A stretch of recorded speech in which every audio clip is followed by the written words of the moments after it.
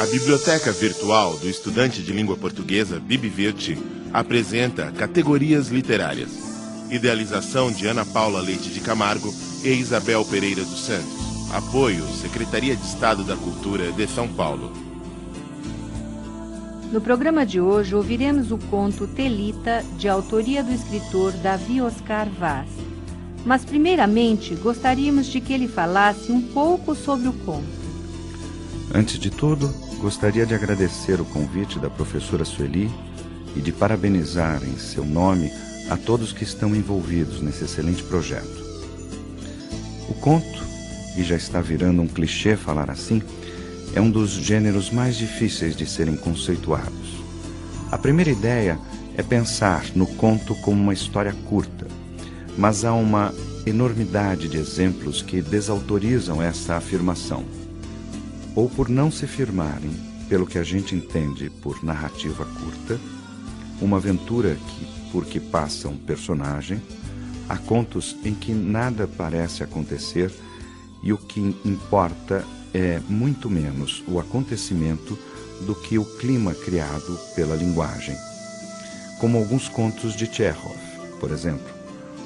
Ou porque não são nada curtas algumas histórias a que chamamos de contos, como os que encontramos em Sagarana, de Guimarães Rosa. Uma outra possibilidade seria dizer que o conto trata de um único evento, mas isso também não é verdade. Eu mesmo gosto de trabalhar com mais de um evento, como vocês ouvirão mais adiante. Talvez fosse melhor dizer que um conto expõe com intensidade máxima um sentimento, ainda que outros possam ali comparecer. Um conto deve ser denso, ou seja, concentrar muita informação num curto espaço. Isso se ajeita melhor em poucas páginas, mas isso não é regra.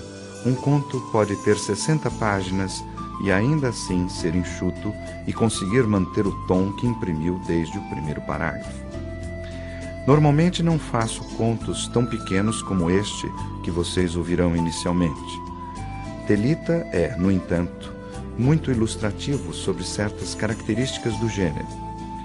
Um conto deve ser absolutamente enxuto.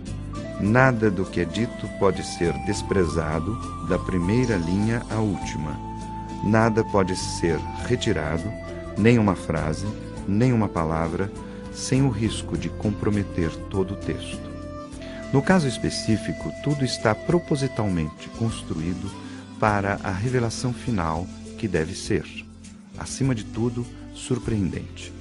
Corro o risco de, se falar mais alguma coisa, estragar a audição. Então, vamos a ela.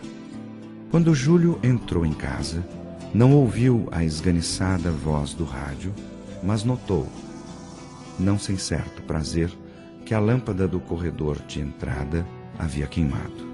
Thelita tinha se esquecido de colocar uma nova, e Júlio já tinha um bom motivo para brigar com ela.